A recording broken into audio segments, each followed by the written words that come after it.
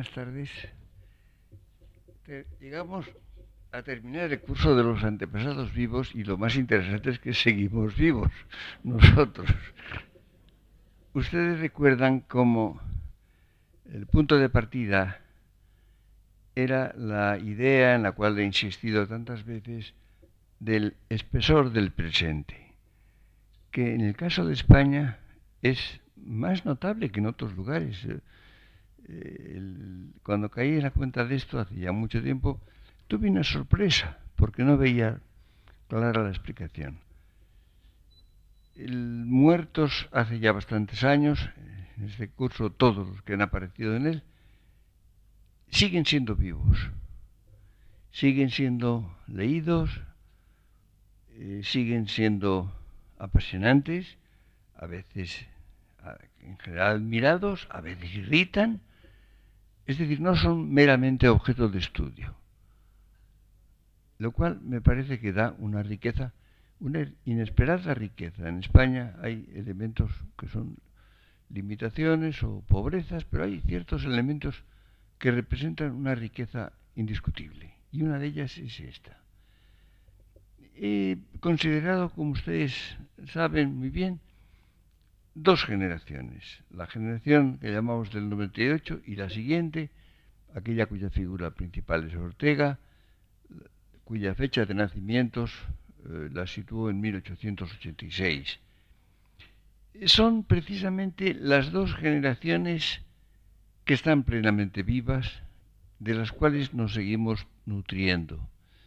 No solo ellas, en realidad si tomamos el concepto del presente, el presente cultural, intelectual, literario de España va más allá. Hay figuras más antiguas, por ejemplo, Valera, Galdós, Clarín, que siguen vivos también, Menéndez Pelayo, pero están ya más lejos de nosotros. No hay posibilidad de que ninguno de los vivientes los hayamos conocido. Yo tenía mucho interés en hablar primariamente, no exclusivamente, pero casi totalmente, de autores a quienes he conocido. Algunos poco, otros mucho. Con algunos he tenido amistad durante muchos años y amistad muy próxima, otros he conocido poco.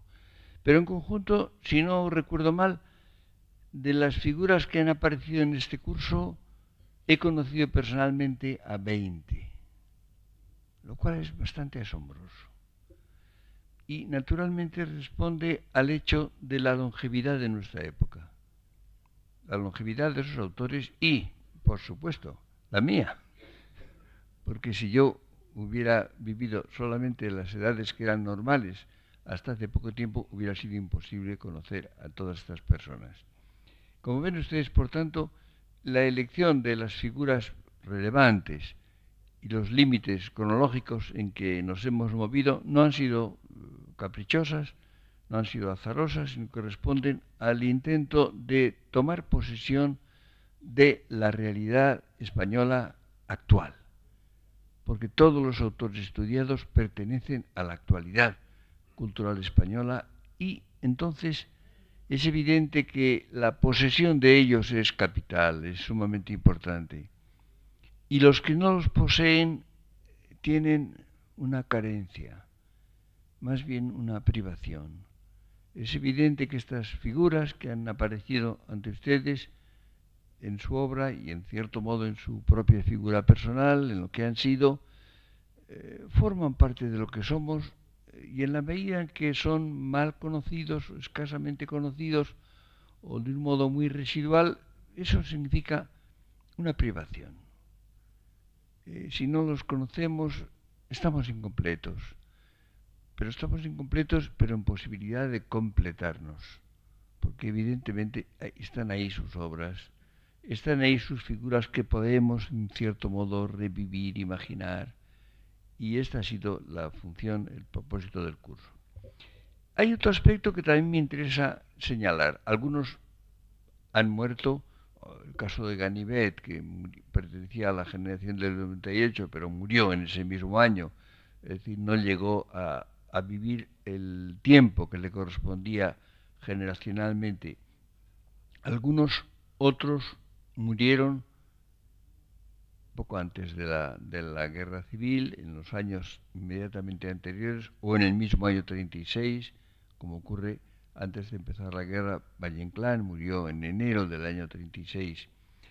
Pero los demás, es decir, la gran mayoría, han cruzado la guerra. Han cruzado la guerra y han vivido, algunos no mucho tiempo, otros larguísimo tiempo, después de la guerra civil. La guerra civil ha sido evidentemente una tremenda ruptura, ha sido algo de una enorme gravedad que ha afectado a la vida española como muy pocos sucesos de toda su historia. El hecho de que haya sido próximo a nosotros, de que muchos la hayamos vivido, de que los demás han recibido sus consecuencias, sus huellas, esto no es lo que nos hace darle esa importancia. Si se examina objetivamente, si se conoce la historia de España con alguna precisión, se ve que ha sido un suceso de inmensa importancia porque significó la discordia, la ruptura, una ruptura tremenda, violentísima, mucho mayor, por ejemplo, que las guerras civiles del siglo pasado, que las guerras carlistas, en las cuales participaba solamente una pequeña fracción del país, y además donde se combatía con gran dureza, con gran ferocidad en muchas ocasiones, sin duda ninguna, pero en lugares limitados. Es decir, se combatió en muchos lugares de España, pero en unos primero, en otros después, en diferentes épocas, y por consiguiente la mayor parte del territorio nacional tenía una vida normal. Había guerra, sobre todo la primera guerra carlista, son 7 años de guerra, más larga que la de este siglo. Pero en definitiva, el país había guerra donde la había, con movimientos de tropas que eran mucho menores, con una participación de una pequeña parte de la población, con consecuencias, por ejemplo, económicas mucho menores, porque era algo de menor volumen y en definitiva más barato. La guerra es carísima cada vez más, ¿no? Entonces ya era cara, naturalmente, pero no tanto, ni mucho menos como después. Es decir, la perturbación producida por las guerras carlistas era grande, por supuesto, pero no comparable a lo que se produjo en España entre el año 36 y el 39, que fue el estado de guerra, que por cierto jurídicamente nunca se declaró por parte de la República. Es curioso. La Constitución preveía un estado de prevención, estado de alarma y estado de guerra. La guerra se hizo sin llegar al estado de guerra, por razones políticas, porque no parecía conveniente el que el poder pasara al ejército, a los militares primariamente, por desconfianza, por muchas razones, no llegó a llamarse estado de guerra, cosa paradójica, pero la perturbación fue enorme. Hubo además una división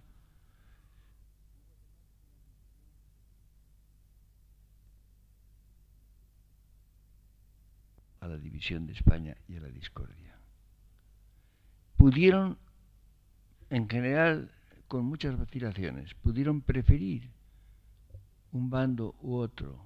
Algunos quedaron, diríamos, adscritos, tenuemente adscritos a uno de los dos beligerantes. Siempre he pensado que se podía preferir uno u otro lado, se podía creer que uno era mejor o menos malo o menos peligroso o que iba a ser menos duradero. Creo que cabía la opción, pero en definitiva,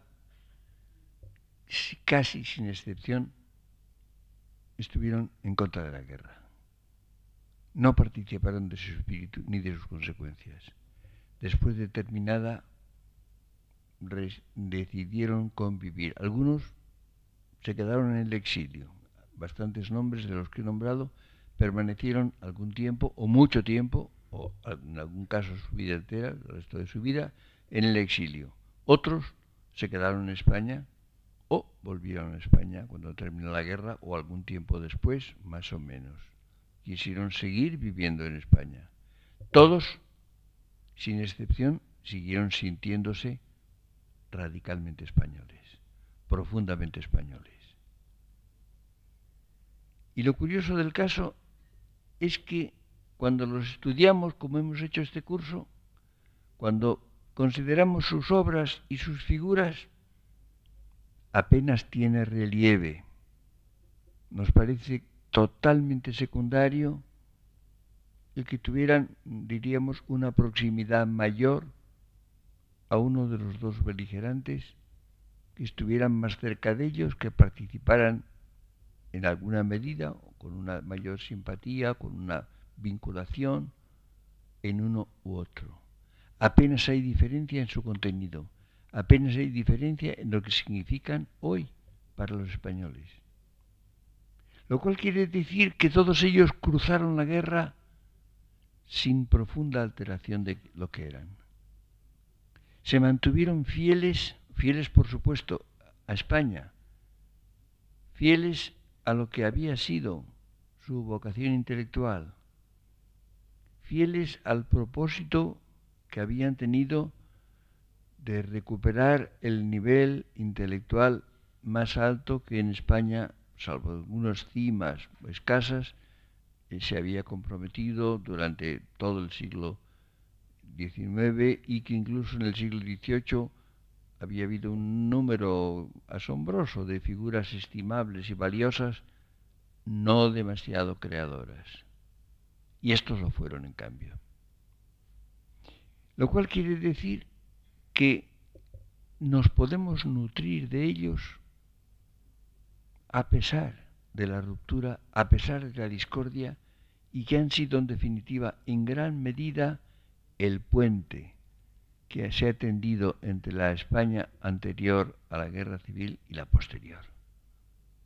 Creo que este es un servicio, diríamos, que sin voluntad de ello, tal vez sin pensarlo, sin conciencia clara, nos han prestado simplemente siendo lo que han sido. Esta es la cuestión. Si ustedes recuerdan, he evocado más o menos brevemente sus biografías, sus figuras. Algunos han estado apartados desde el comienzo de esta discordia con total repulsa. Algunos han podido tener una pasajera adscripción a uno de los dos bandos, a uno de los dos beligerantes. A veces la han modificado, la han corregido. En todo caso, no han quedado prendidos en esa situación, en esa actitud de discordia. Son dos generaciones cumulativas. Sobre esto hay que insistir. Han sido dos generaciones con discrepancias, con diferencias, naturalmente con fuertes personalidades, pero que se han sumado. En definitiva, estaban en la misma empresa.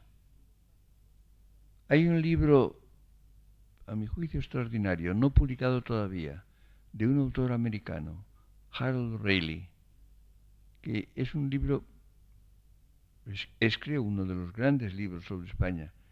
No se ha publicado todavía. Pero él engloba las dos generaciones. Habla de las generaciones del 98, las toma como un conjunto indivisible. Son dos generaciones, hay que distinguirlas, por supuesto, como tales generaciones, pero tiene razón en el sentido de su carácter cumulativo, de que son inseparables, de que han participado en la misma empresa. Es decir, lo que han querido hacer desde dos niveles, con medios diferentes, con actitudes varias, con preferencias por unos u otros géneros, la empresa ha sido la misma. Y esto hace que tengamos que verlos juntos, con todas las diferencias que se quiera, sin confundirlos, y evidentemente hay una diferencia por lo pronto de nivel histórico, pero naturalmente juntos, porque es la misma empresa.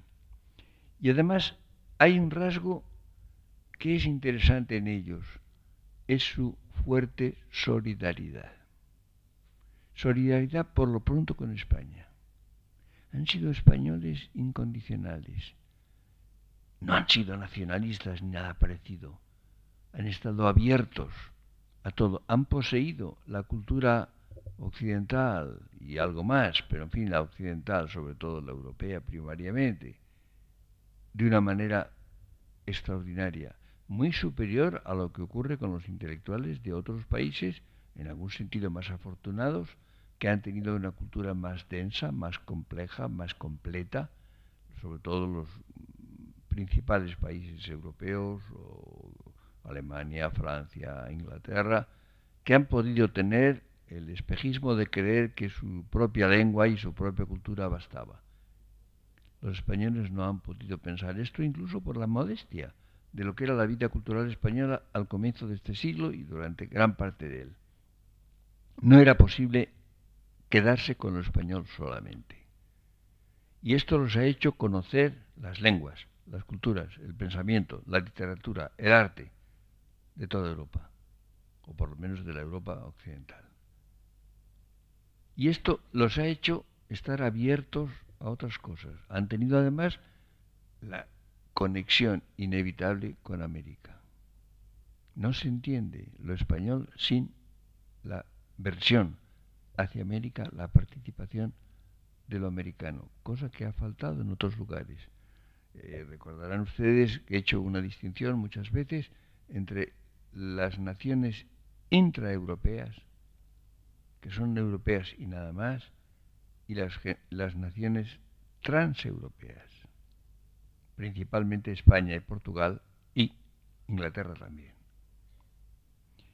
Y les he dicho a veces que, lejos de ser menos europeas estas naciones, son las más europeas de todas, porque Europa es transeuropea. Europa como tal ha consistido en interesarse, en admirar, en apasionarse por lo ajeno, por lo distinto. En ese sentido, por tanto, esa condición transeuropea es la cima de la europeidad.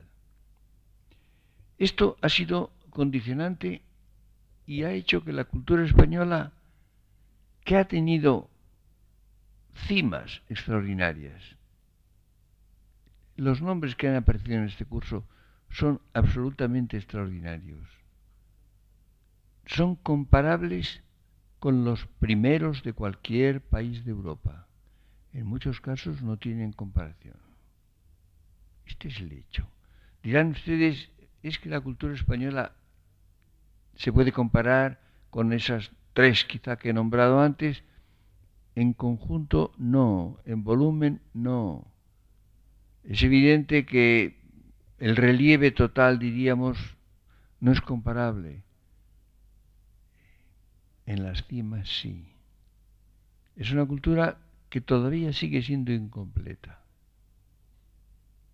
Pero es que las demás no lo son. Es curioso que los españoles tenemos una sensibilidad para lo que nos falta. Tenemos espléndidas cosas, pero nos faltan algunas, muy importantes. Entonces pensamos que a los demás no les faltan. A los demás también. Les faltan otras. Tal vez les faltan, a lo mejor, aquellas en las cuales somos excelentes. Yo creo que las cuentas, yo no tengo mucha afición a las cuentas. He dicho muchas veces que en amistad y en amor, por ejemplo, no hay que hacer cuentas. Pero si se hacen cuentas hay que hacerlas bien. Lo peor es hacer cuentas mal. Eso es lo que no se puede pasar. Y los españoles colectivamente nos pasamos la vida haciendo mal las cuentas. Esto es cierto. Y tenemos en general una visión errónea de la realidad, porque intentamos hacer cuentas pero las hacemos mal. Prefiero no hacerlas, pero si se hacen hay que hacerlas con todo rigor. Ven ustedes, por tanto, cómo, si pasamos la vista, que es lo que hemos hecho en este curso, por lo que ha sido, desde el punto de vista intelectual, España en este siglo, muy desde el comienzo, La generación del 98 es la primera generación del siglo XX, es el comienzo de nuestro tiempo. Y ha llegado casi a su final. En sus consecuencias, por supuesto, unida a la generación siguiente.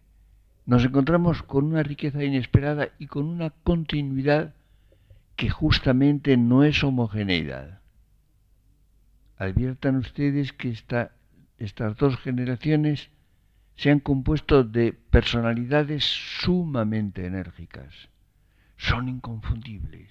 Esta es otra cosa. Si ustedes leen simplemente un párrafo, una página de cualquiera de los autores que hemos estudiado, saben de quién es. Esta es la cuestión. Piensen, esto es muy claro, se ven los grandes poetas. Los grandes poetas, a veces basta un solo verso para saber de quién es. Hay otras épocas en que leemos poesía y puede ser bastante buena, pero si no conocemos la firma no sabemos quién es el autor. A mí eso me entristece cuando esto ocurre y me interesa menos. A veces pienso que si la poesía habrá dejado de interesarme, porque a veces no me interesa mucho la que se hace, o la mayor parte de la que se hace, pero no tengo más que volver un poco atrás y echar mano de uno de los grandes poetas de este siglo o de los pasados para que se me renueve el entusiasmo por la poesía. Ha habido, por tanto, continuidad, coherencia. Ha habido la colaboración de dos generaciones egregias en la misma empresa. Pero ahora que hemos llegado al final del curso, hay que preguntarse, ¿y después? ¿Qué ocurre? Como saben ustedes, después de la generación del 98, después de la generación que podemos simbolizar en Ortega, la generación de los nacidos en torno a 1886, hay ya varias generaciones más. Hay dos por lo menos que están no ya hechas, sino casi deshechas, casi acabadas.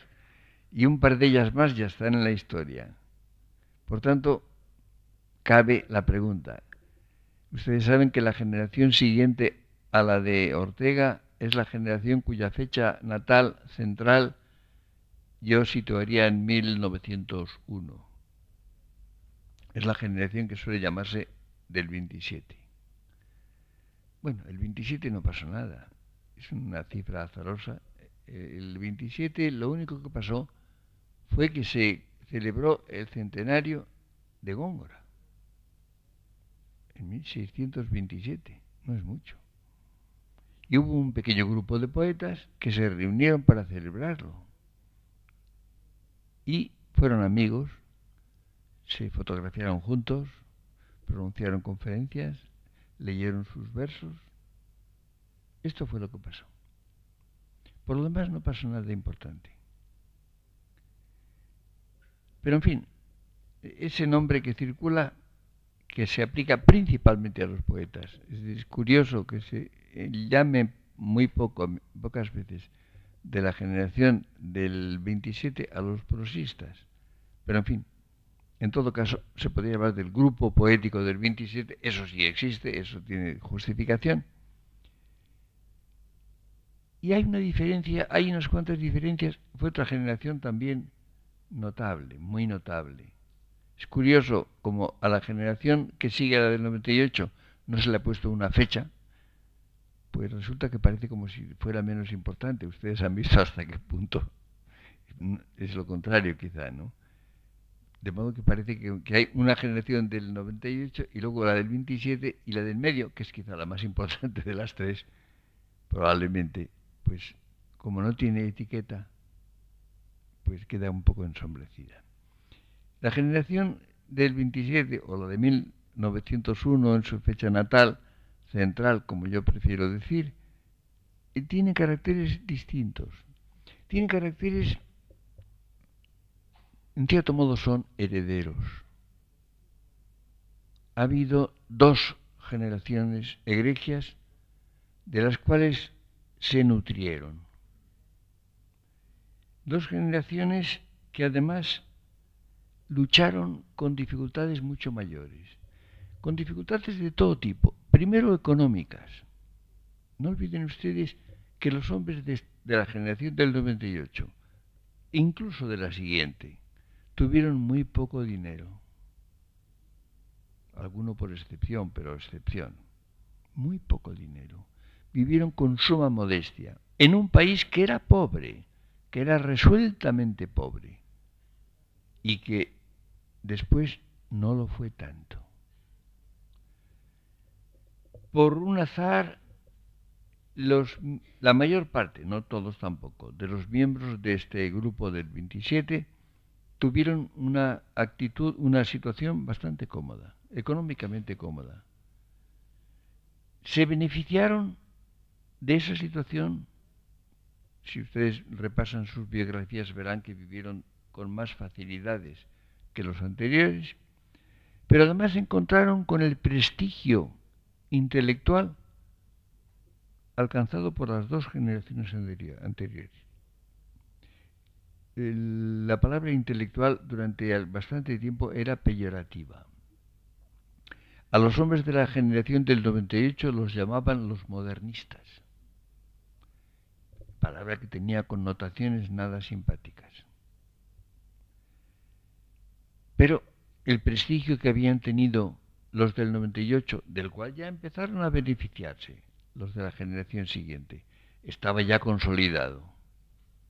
Tuvieron, por tanto, facilidades para conseguir respeto y estimación. Esto es importante. Era más fácil, era más cómodo, era incluso en algunas ocasiones rentable ser escritor, o pintor, o músico, artista en general. Eran además personas excepcionalmente bien dotadas. Es un grupo pequeño de gentes muy bien dotadas. Y yo creo que las dotes son importantes, pero no son muy importantes. Lo importante es lo que se hace con ellas. De los autores del 98, extraordinariamente bien dotados no eran, casi ninguno. Quizá Unamuno. Los demás no. Lo que pasa es que hicieron un uso genial de esas dotes que tenían. Los autores de la tercera generación que estoy nombrando estaban en general muy bien dotados. Muy bien. Tenían grandes aficiones. Fueron en gran medida, muchos de ellos, aficionados, menos profesionales.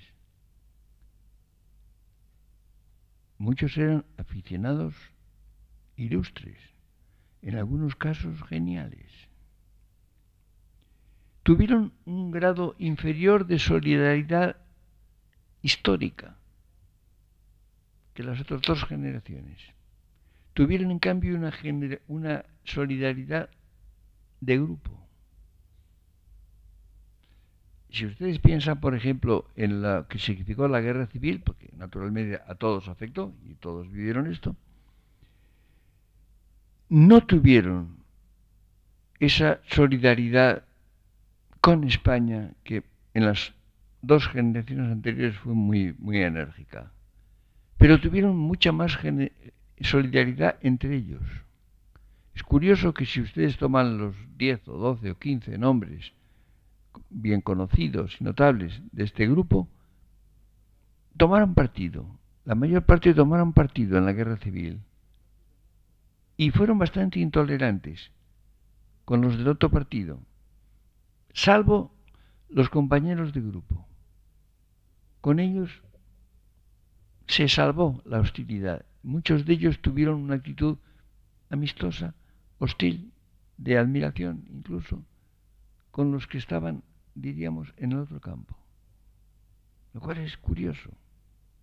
Es decir, tenían solidaridad, pero mucho más de grupo que histórica, si se quiere, o del conjunto español. Tuvieron, por tanto, una actitud, en definitiva, más cómoda, más fácil, con menos ligaduras salvo estas, pudieron dedicar su vida más a lo que era propiamente su vocación intelectual, literaria. Representaron algo sumamente valioso también, enormemente valioso. Y si se mira bien, fueron continuadores de la misma empresa, en otra forma. Esta es la cuestión.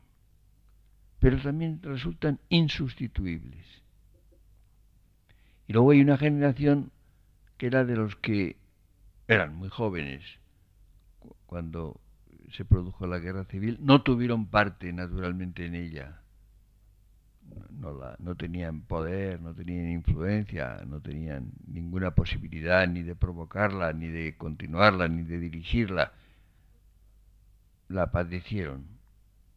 Fueron principalmente los combatientes. Es evidente que los soldados que lucharon en la guerra civil, la mayor parte eran jóvenes y, por tanto, pertenecían a esa cuarta generación, la de los que yo consideraría nacidos en torno a 1916. Que no tuvieron arte, pero sí parte, la guerra civil. Es decir, fueron los que principalmente la padecieron. Los demás que he hablado, que he nombrado, la guerra civil los alcanzó algunos con su vida ya hecha. Es evidente que los hombres de la generación del 98, algunos de ellos habían muerto ya, pero en todo caso tenían su vida hecha. Estaban ya al final de sus vidas, por lo menos de sus vidas activas. Tenían ya una configuración. La generación siguiente había alcanzado la madurez, había alcanzado el prestigio, pero la guerra significó una ruptura, una interrupción, un golpe capital que hizo que se produjeran en estos hombres cambios de trayectorias, interrupciones, en algunos casos, el exilio, por ejemplo, que hizo que continuaran sus vidas fuera de España, en otros ambientes, que a veces incluso escribieran en otras lenguas. Este es el cambio fundamental. La generación de los nacidos en torno a 1901 tenía la vida ya en definitiva dibujada, ya en definitiva bosquejada, tenían mucho por venir, la realizaron en formas diversas, también algunos en el exilio, otros en España, pero en definitiva con dificultades, pero con una situación en principio ya favorable, con una especie de sustrato que permitía el desenvolvimiento de sus personalidades. Los de la cuarta generación, los nacidos hacia 1916, diríamos del 9 al 23 aproximadamente, estaban empezando, habían iniciado su vida en la España de antes de la Guerra Civil, en la España en paz, de la España llena de esperanza y de confianza, la España que se sentía en una posibilidad creadora, llena de problemas, y se produjo una brutal ruptura, una tremenda decepción. Piensen ustedes en lo que significaba para una juventud llena de esperanza, llena de entusiasmo, con un nivel intelectual que se había alcanzado como nunca, con una universidad que no había tenido comparación con las anteriores ni la ha tenido con las posteriores. Era algo realmente tremendo. Y ha habido la necesidad de hacer la vida en unas circunstancias políticamente, económicamente, socialmente sumamente diferentes y muy penosas. Ha habido un hecho del cual no he visto que nunca hable nadie de esto. Los matrimonios en esta generación fueron un poco tardíos. Fueron un poco tardíos porque evidentemente las circunstancias eran difíciles, económicamente difíciles para casi todos, políticamente para muchos. Es decir, los hombres de esta generación se casaron normalmente un poco más tarde de lo que hubieran hecho. Pero esto tuvo una consecuencia, que es que muchas mujeres espléndidas mujeres, en todos sentidos, se quedaron solteras. ¿Por qué? Pues porque estos hombres que se casaban un poco tarde, en gran medida propendían a casarse con mujeres algo más jóvenes. Esta es la cuestión. Yo creo que esto no se ha dicho, no consta, yo no tengo datos estadísticos, por supuesto, ¿no? Pero, en fin, tengo la experiencia de que los hombres que se casaban en general un poco tarde, fue muy frecuente que no se casaran antes de los 30 años, quizá un poco más. Era muy difícil, evidentemente, era muy difícil vivir en aquellos años. Y entonces la mayor parte no se casaban con las mujeres de su edad, que ya eran un poco menos jóvenes, sino con otras más jóvenes. Con lo cual hubo un número bastante considerable de mujeres admirablemente bien dotadas en todos sentidos que no se casaron. Es un hecho que no consta y es un poco perturbador también. En general, fue una generación que vivió con muchas dificultades. Por lo pronto con una falta de libertad extraordinaria. No olviden esto. En que existía una intervención política inmensa en las instituciones, empezando por las universidades, en que existía algo que se llamaba la censura. La censura que era desigual, naturalmente, en libros era menos dura, era más fácil publicar libros que publicar otra cosa. En las revistas era peor, pero todavía era relativamente tolerable.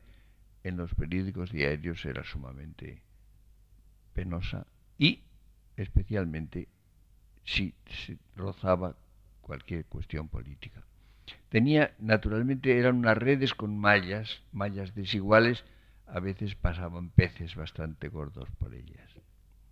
Yo tengo gran experiencia de esto, como es natural, porque me he pasado 40 años escribiendo en estas circunstancias y tengo recuerdos que a veces resultan cómicos, sobre todo cuando se cuentan luego. Por ejemplo, me ha ocurrido a veces escribir un artículo y la censura tacharlo así con un aspa roja de arriba abajo. Yo recuerdo una vez escribí un artículo sobre un gran filólogo hispanista alemán, Curtius.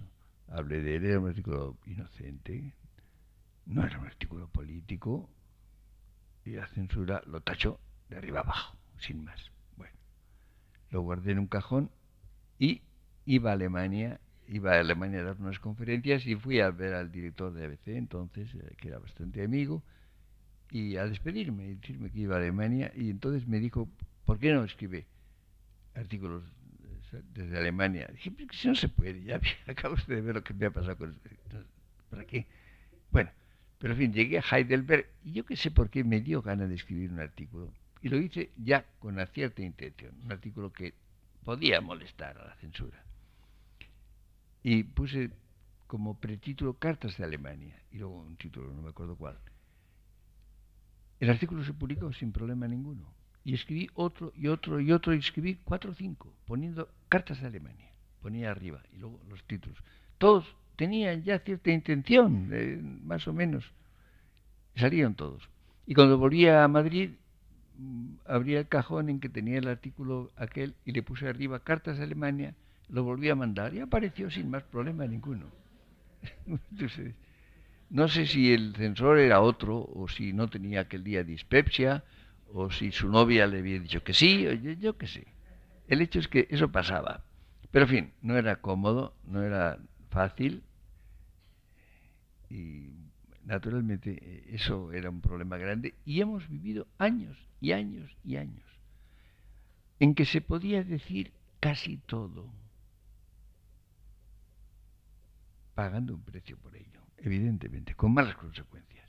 Pero si se quería, si se tenía verdadero interés, se podía publicar mucho, mucho más de lo que se dice. Yo me acuerdo que en aquella época a veces venían a verme algunos jóvenes y me decían, no, mire usted, en España no se puede hacer nada. Yo le preguntaba, ¿lo ha intentado usted? Se quedaban así. Decían, mire usted, si lo intenta y no puede, tiene usted derecho a decirlo. Pero si no lo intenta, esta es la situación. Pero continuó en conjunto.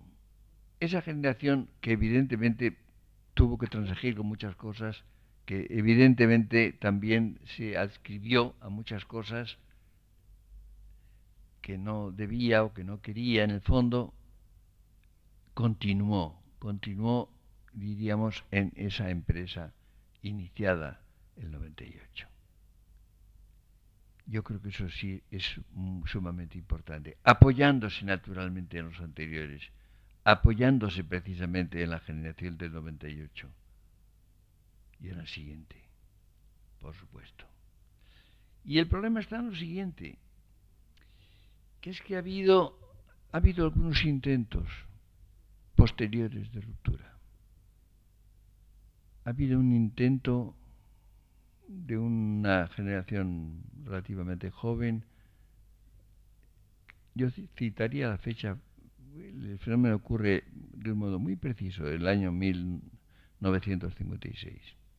En el año 56 hay un intento de negar todo lo que se lleva hecho, que es mucho, para restablecer la libertad, para restablecer la convivencia. Todo eso se niega para ocupar el puesto con una orientación muy determinada que no era la anterior, no era la liberal anterior. Este fenómeno se produce de otra manera, parcialmente y con menos éxito, 20 años después, cuando se inicia la vida democrática en España, en 1976-77. Ha habido otro intento.